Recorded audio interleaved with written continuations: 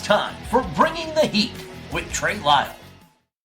Welcome on in to another episode of Bringing the Heat with Trey Lyle. I'm, of course, Trey Lyle. Later on in the podcast, Bryan Timothy Dale Nolen. Yes, he will be joining me as my cohort this week. Bryan, unable to do happy hour. I filled in for him. Really fun episode with Gabe Wood. We also had Daniel McFadden, along with, of course, Michael Massey for that. So Nolen joining me this week to talk the latest news and notes in all of NASCAR. But first, we got to get to a great conversation. Caleb Barnes, of course, who helped produces this podcast, had with Ryan Ellis this past weekend at Talladega. So check that out right now. It may or may not feature a spelling bee, which, to Ryan's credit, granted a very low bar, he did way better than what I would have had. Now it's time for... We have a need for speed today, and we're at the perfect place with the perfect guy. NASCAR Xfinity Series, Ryan Ellis, right here in SoFlo. Welcome. Thank you very much. Appreciate it. No problem. So you are a third-generation race car driver. That means it's in your blood. To go into the inferno with Trey. All right, here with Ryan Ellis at Talladega. Thank you so much for joining, for bringing the heat. Gonna talk a little bit about the season, about the car behind us, and let's start with your first full season with DGM. Just how would you recap your season and where you're at so far? It's been a really fun year. Honestly, I didn't really know anybody at DGM when I signed there. So getting to know all the personalities there, Mario and his entire family, they're awesome. They've been amazing to work with. Tab Boyd as well. Felt like we gelled right off the bat. Had a lot of really, really good runs. Daytona was great. Atlanta was great. COTA was good. Could have had 2 top 10s out of the first 3 races and just a little bit short. And then we had our first top 10, had our first top 10 qualifying run earlier in the year, actually at Talladega. So checked all the boxes of what I could have ever asked for, being at this new team, and just been a lot of fun. Yeah, just looking back at the season, is there one memory that stands out that you're like, man, that was a great moment this year that you're going to kind of remember and carry on? The top 10, no doubt. We finished, I believe, 8th, but the amount of joy, and obviously we can do it next week, maybe today with the Tableau Chevy, but it was a long time coming, so it was a huge weight off my shoulders, and to do it at a track like Charlotte, where it's a lot of sliding around, not a lot of grip. It's kind of the opposite of this place. I felt like we really earned it, and hopefully we can do it again soon. Yeah. We talk about big moments this season. Something that just happened kind of over the last week, started this week, is the new NASCAR 25 game that came out. I wanted to ask first, have you had the chance to play it? What are your thoughts on the game? I played 8 laps. That's all that my 4-year-old allowed me to play, and then we had to turn on some kind of show. But it's fun. Obviously with iRacing developing it, we knew it was going to be good, but it was far more realistic than I ever could have thought. I think I ran Bristol and one other track and just crashed everybody that I wanted to take some anger out on. So it checked the boxes for me. I know that's a classic, especially going to Bristol and just clogging up the track. And yes, my Xbox. I got to upgrade consoles. It's too old. I can't play the game. What do you have? I have the old, the original Xbox One. You don't even have a 360? Or you're saying Xbox the One? One, oh, yeah, okay. the Xbox One. No, yeah. But you have to have the X or the Series, whatever. No idea, I don't know either. But what's it like to get to be a part of the game? It's really cool. The first game I was in was NASCAR Heat something or other, and that game not great. I feel like that's a pretty common consensus.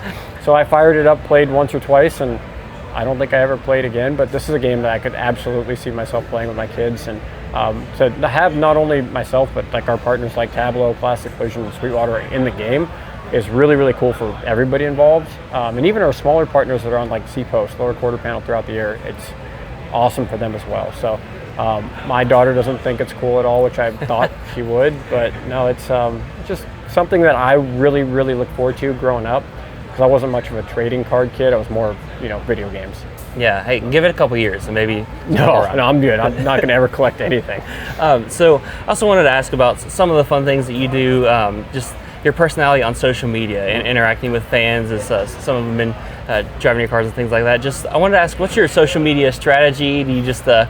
spend a lot of time on there, just want to interact with people? What do you have any strategy? as little of it as possible. Not necessarily in my self-posting, but like just in soaking it in, because you know, we all know how social media can be for your own like personal health. And I'm like, I'm just gonna pop in every day, maybe once or twice a day, see what's going on in the world, and then I'll be reminded of why I usually am not on there. But from a posting standpoint, I just try to be as real as possible. And I think fans like seeing drivers' personalities that are talking to other drivers, and the banter that we have with our teams and our families, because at the end of the day, like, there's so many talks that are just, how's the car driving, how's this, and there's a lot of cool personalities in the sport, and obviously at people's homes too. So just trying to just be a real person, because I think that's what people like. Well, your car's got some personality this weekend. More than me, yeah. Well, and Tableau TV's had some great schemes. I know there's the football one a couple weeks ago, the Talladega Nights. First off, obviously, I guess the generic question is, what's your favorite quote from the movie? All jacked up with Mountain Dew. Yep. Are you going to work in any quotes on the radio this weekend?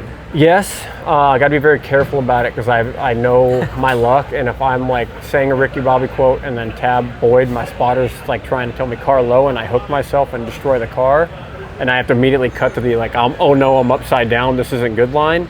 Not great for the whole racing component, but I'm going to try to have some personality in there. Yeah. Yeah. Again, the car looks great. It has a lot of personality. So I work at a script station, and I see you on the Tableau TV commercial all the time talking about the Scripps spelling bee. Yep. And so I wanted to ask about that. What was that experience like? What do you remember about being a kid and going through the spelling bee drills? I remember that I was surprised. I don't even know if we were supposed to know that they had like a spelling bee that day. And I just walked in. I'm like, all right, we're just going to write. We just all got a piece of paper. They said some words, and we wrote them down, and then I turned it in. And the next day it was like, okay, you're one of the top, whatever, 40 kids of these two grades. And then went on stage and did it in front of the school and won that. And I was like, oh, well, that was easy. I won on penalty or something that felt like very spellable. Really? Yeah. And then I got sent to the county level, and my parents were very hard on me about studying, but I was very focused on race cars and hockey at the time. So I lost there, and the competitive side of me came out, and I destroyed the number they gave you, cried, and yeah, I definitely should have studied a little bit more, because I probably could have been competitive, but I'm glad that I didn't choose that as my career path, because this is probably a little bit more my speed. Well, I was wondering if I could give you through a little racing spelling bee. I'm in. So, I gotta move this first. I wrote down that they're all racing terms, or have to do the racing, like but aerodynamic. Of course, okay. I've got the word, I've got the definition, and then the sentence. So let's start easy. I don't think there's anything you can cheat off of in here. Let's start with Talladega. Oh, Talladega. All right. I'm working on this with my daughter right now. She caught me in a hot time. Oh, yep. Okay. Wow, man. So there's going to be no tricks here. Let's go with Earnhardt. Earnhardt. That's correct. Friends with Jeffrey, so I got a cheat code there. Of course, yeah. I was wondering if you were going to get the T at the end, you know. Next up is intermediate. Intermediate. INT? Okay, good. ERMEDIATE. That's correct. Yeah, is it intermediate or inter? Intermediate, yeah. That was close. Hey, if you need me to use it in a sentence, let me know. Nope. This one, throwback to 2017, encumbered. Oh, ENCUMBERED. Okay, yeah, I guess you can sound that one out pretty well. All right, last one. I couldn't even use it in a sentence. I know encumbered means like you lose it. My sentence was Joey Logano's 2017 Richmond win was. See, that's the only way I could have used it. I don't know outside of the sport. Yeah. Last one is Yarborough, and I did learn outside of a racing name, the definition. This is a hand with no card above a 9, but obviously we know it as a racing name. Yeah, I'm gonna 50-50 because I'm guessing on the second part. I'm looking at the Kale name specifically. Are there multiple spellings? There is. Yeah, I had to look this up too. I can get the first part. YARB. It's where it's 50-50. BR. So YARBROUGH. Or is there an O after? I'll give it to you because Leroy is the other one, and he spells it with no O. I didn't know there was a Leroy, but yeah, of course. That's the one I knew, yeah. Well, thank you so much for joining us, Ryan. I guess I'll send it back to you, Trey, for the rest of our Bringing the Heat episode this week. Thanks so much to the folks at DGM. Thanks so much to the folks with Ryan Ellis. Thanks so much to Caleb for getting that interview. Great conversation there. But now, there's a lot going on in NASCAR. Let's get to what's still hot. What's still hot? It's time to upgrade you on the latest news in NASCAR.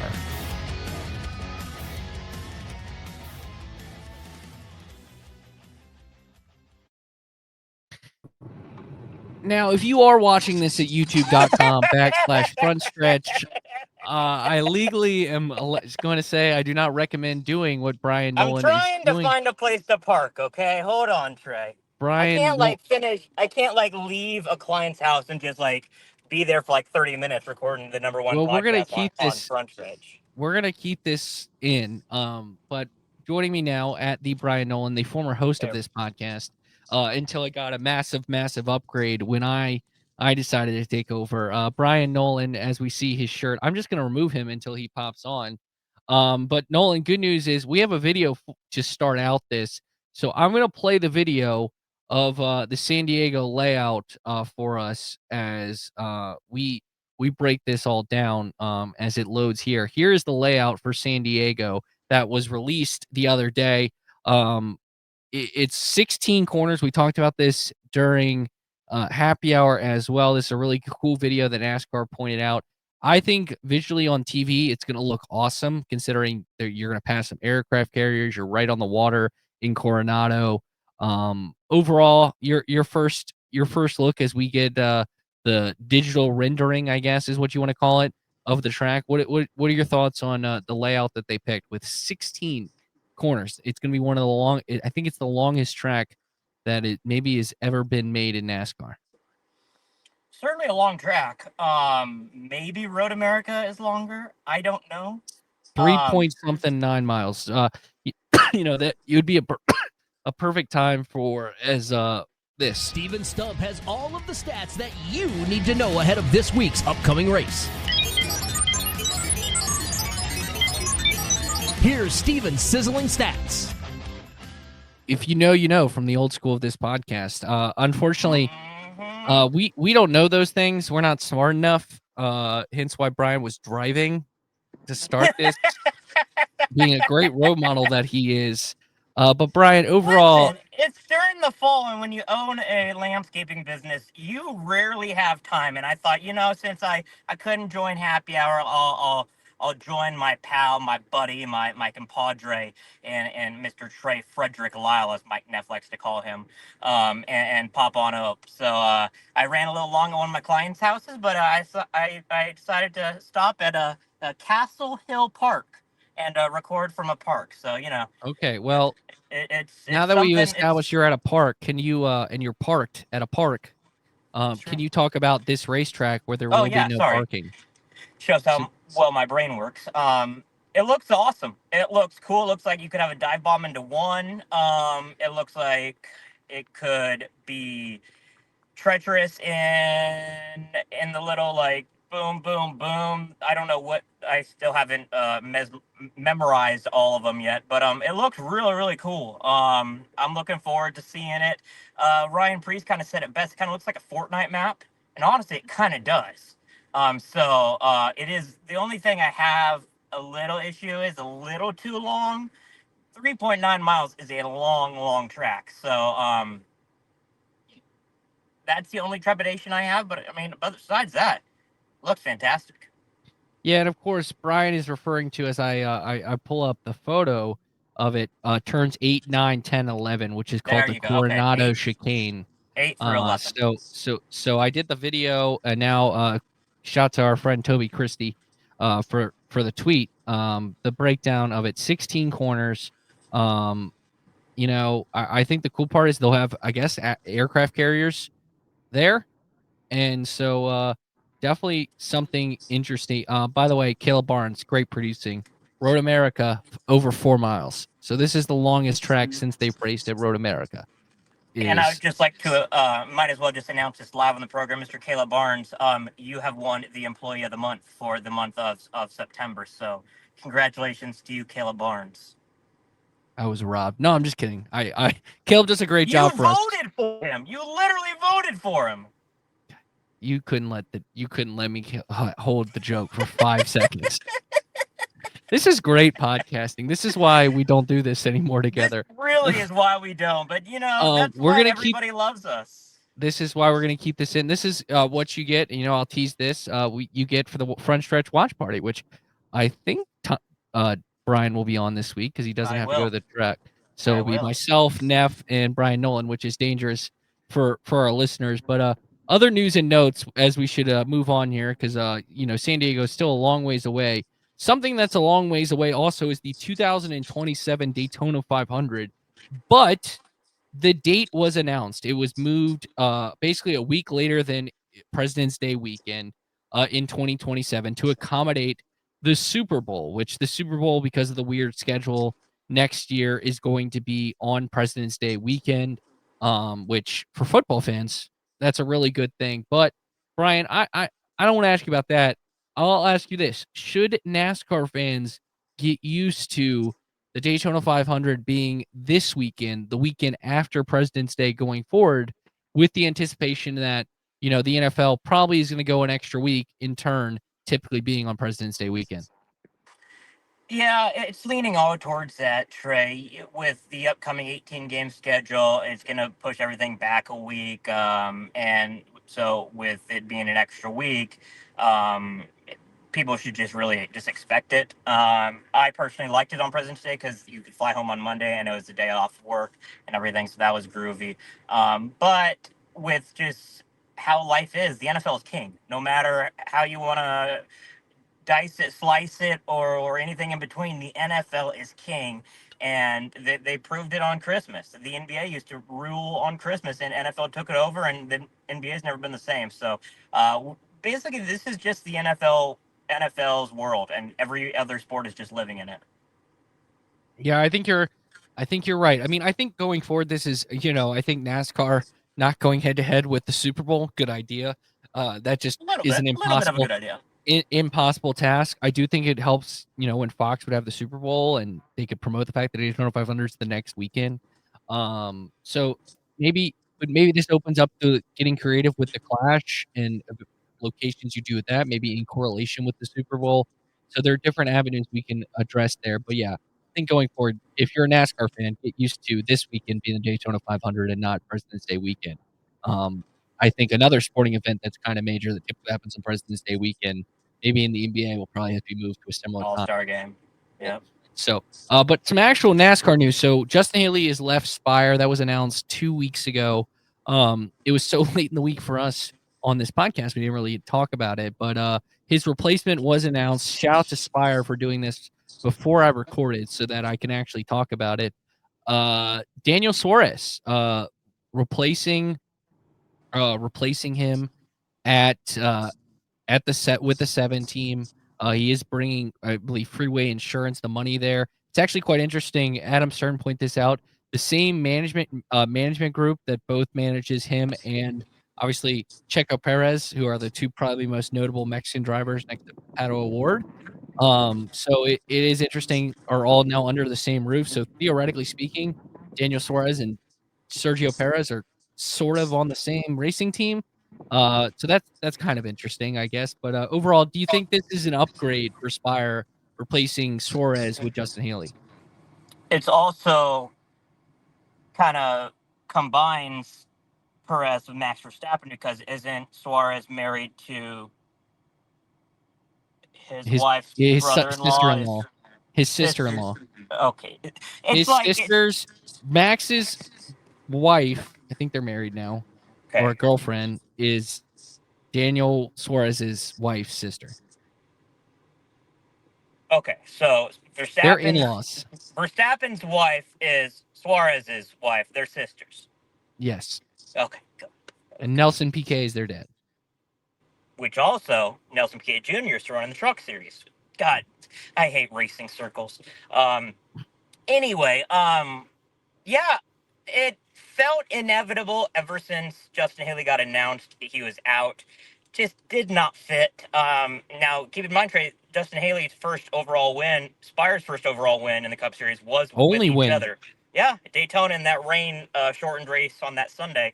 So disappointing to see how that's all going to play out. Rumored to be going back to the Truck Series, according to DBC. So we'll have to see how that plays out, maybe in a Colleague Ram truck. Once again, stay tuned to frontstretch.com for that. But for Suarez, I think this was his only move, really. Obviously, our former front stretcher Zach Cerniolo from NASCAR.com asked Suarez about this deal, and he's like, "Yeah, we have an option for multiple years, but this is currently just a 1-year deal. So we've heard 2027 is going to be bonkers in terms of silly season. So it really, it really could be another moving part. But for Suarez, you got to give him credit. He's bounced around from every which way. From you had him replacing Carl Edwards, and then he went to Stuart Haas, and then there's probably 2 other places, and now he was at Trackhouse, and now he's going to Spire. The guy just knows how to save his job time and time again. Got to give him credit, but now it's time to perform, because Spire, they were at the very, very bottom, and now they're slowly and quickly rising to getting up to the top with backing from Hendrick and everything. So I'm intrigued to see what happens. Will we see him get a win? I don't know. I think Spire needs to take a little bit more of that step up. McDowell and Hosfar both haven't won, so we'll have to see what happens. I think McDowell and Suarez have similar skill sets. Very good at road courses. Very good at super speedways. Obviously, Atlanta is where he is best at in Suarez. So it definitely will see something that plays out well. Someone who didn't have good luck at a super speedway was Kyle Larson, running out of fuel on the last lap. Michael Massey caught up with that crew chief of the 5, Cliff Daniels, about what happened late in that race for our soundbite of the week. Well, Tony, what angered you at the end of the race? What did you take issue with? What the hell do you think I was mad about? Dumb little runs us clear down to the infield. He wants to about everybody else, and he's the one that drives like a little. I'm gonna bust his ass. Thanks, Tony. Thank you. And short track racing. It's time for the sound bites of the week. All right, Cliff Daniels, it seemed like you and Kyle, were so close to getting that super speedway win together. Just how deflating was that to just see the fuel stumble there at the end? Yeah, disappointing, of course, and obviously we thought we had a little bit more than what we ended up having, so that's the unfortunate part. Obviously got to go back and see what we did wrong, and just figure out how to be better moving forward. The thing is, like, if you guys had saved more, would you have been in the front row position? Would you have lost the track position if you tried to save anymore? Yeah, certainly. It's always a trade-off here at the Speedway Racing of the amount of fuel you put in under caution, the stages, and then, of course, there was the caution when we did fuel only at the end. We knew how much we put in, trying to be good for one green, white checkered, and the way we thought we had crunched all of our numbers on what we had saved up to that point, plus what we had put in. Obviously, we thought we were confident to make it, and it wasn't the case. So, yeah, disappointed in that, but like I said, we'll go back and see what we did wrong and be better moving forward. And lastly, it's going to come down to Martinsville now. How are you feeling about that Martinsville car you guys are prepping? Yeah, I mean, certainly the last handful of races, I think we've been solid at Martinsville. We haven't been, one of the guys that's been able to go out and lead a lot of laps and win, like we've seen the 12 be really good at doing, and the 11, of course, as well. So we've been studying up and doing our homework. Our short track package has certainly evolved, for the better in the second half of the summer months and getting into the fall. We've had some really optimistic runs, and we're going to keep building on that and try to put our best foot forward. Our mindset's going to be to go there and almost consider ourselves a must-win car, because if you're able to do that, then you keep it in your hands and not leave it up to the math to work out. So that'll be our focus this week. A lot of confidence in our team and everybody at HMS, and just got to execute. All right, thanks so much. So he runs out of fuel, cost him, I believe it was like 26 points on that last lap. Goes from like 60 good to now he's the last one in with plus 35 good. Bryan Nolen, do you think a miscalculation by Cliff Daniels almost said called him Cade Daniels for whatever reason, but by Cliff Daniels is going to cost Kyle Larson a chance at the championship 4. One of my good friends, Cliff Daniels. Isn't that right, Trey? It We've is. had some. Y'all have shown best friend tendencies. I wish that was you giving that interview and not Michael Mask. We are. We have had some battles. I'll leave it at that. But yeah, really weird. Really weird. That final pit stop, even if it lasted for like 0.2 more seconds, he would have probably ran out right at the checkered flag. And Cliff Daniels said that they were good to make it on one green, white checkered. I don't know what happened, why their calculations were so wrong. But I mean, just that's from an Hendrick Motorsports car. You just don't expect that. So really weird. I would assume they're going back, or if they already have, by the time we're recording this, they probably already haven't seen what happened, what was wrong, and how they're never going to have that happen again. But kind of what he said is it is a must-win situation for them. They are going to have to win because it is 1 point separating him and Bell. And let's say Chase Elliott wins and Bell finishes 2 spots above Larson with equal amount of stage points. Larson's out. Simple as that. So best way to get to the championship 4 is just to win. And that's kind of what Cliff said. So we've seen Larson be good at Martinsville before, and we're looking forward to seeing if they can repeat some of that success this weekend. All right, Brian. Time to wrap this thing up so you can go home. Let's wave that checkered flag. It's going to be a drag race all the way back to the start-finish line. No caution. They're side by side, right to the line. Big crash. Here they come. Checkered flag. The checkered flag is out, and it's time for the final thoughts. Final thoughts. Anything you want to rant, rave, or review about Bryan Nolen? You're up first.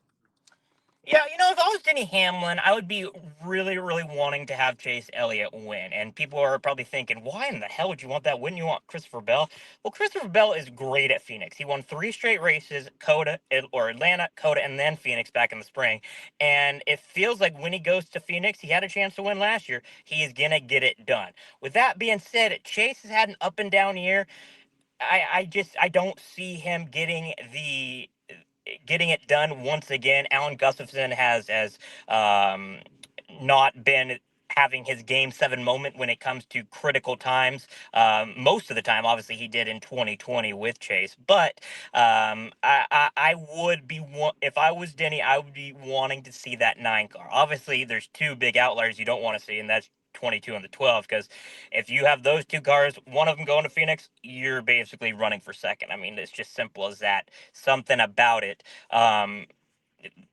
Something about Penske and Phoenix. I don't know. So if I was Denny Hamlin, I would be wanting to see Chase Elliott win and advance to the championship 4. Yeah, that's a good way to break it down, as people say. I'm just gonna go with people. I want to give some flowers to Rajah Caruth, who's having a sneaky, really good playoffs. Granted, it's skewed because obviously Corey Haim is awesome and is having one of the most dominant seasons.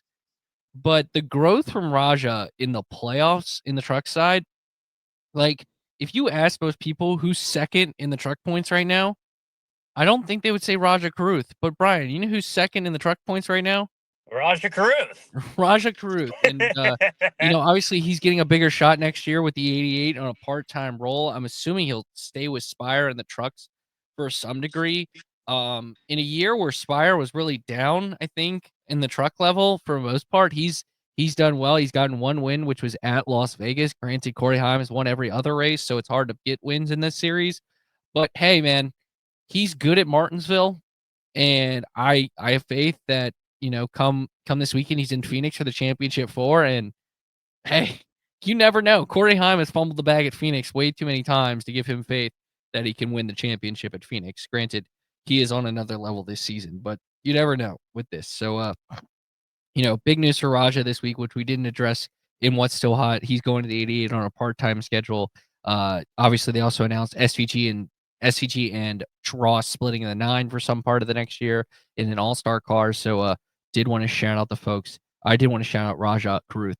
Also, one note, which of course Samuel Stubbs, not Caleb Barnes, who produces this, will update for us. 2311 FRM attorney Jeffrey Kessler wouldn't comment, leaving court on this is Wednesday we're recording about the settlement conference, other than to confirm summary judgment hearings are still set for Thursday. So those will come out after we recorded. But I do want to, if you want to stay up to date about that lawsuit, because it's just going to keep cooking as the offseason goes on. I assume that I'm going to have to do an off-season episode of this once everything gets figured out with the lawsuit, and that's going to be fun. And that will all get figured out, and so wanted to address that there. But Brian, only thing you got to plug is the watch party, which I will be on. So youtube.com/live or youtube.com/frontstretch/live. Click that link right about race time, and we'll be there live with Mike Neff discussing the events at Martinsville. So at the Bryan Nolen on Twitter. Anything else I missed before I get on out of here? I don't think so. You'll be in Phoenix. You'll be in Phoenix. And I'll be in Phoenix. We'll And crown 3 maybe champions. we'll do a couple episodes next week while you're in Phoenix, like we've done in the past. So we'll figure that out when the time comes. But for Bryan Nolen, shout out to Caleb Barnes, great interview today, and is our employee of our month. So make sure at Caleb Barnes _ make sure you know what he's gonna do with his his prize is, right, Brian? You've already told me. So can I tell him? You can.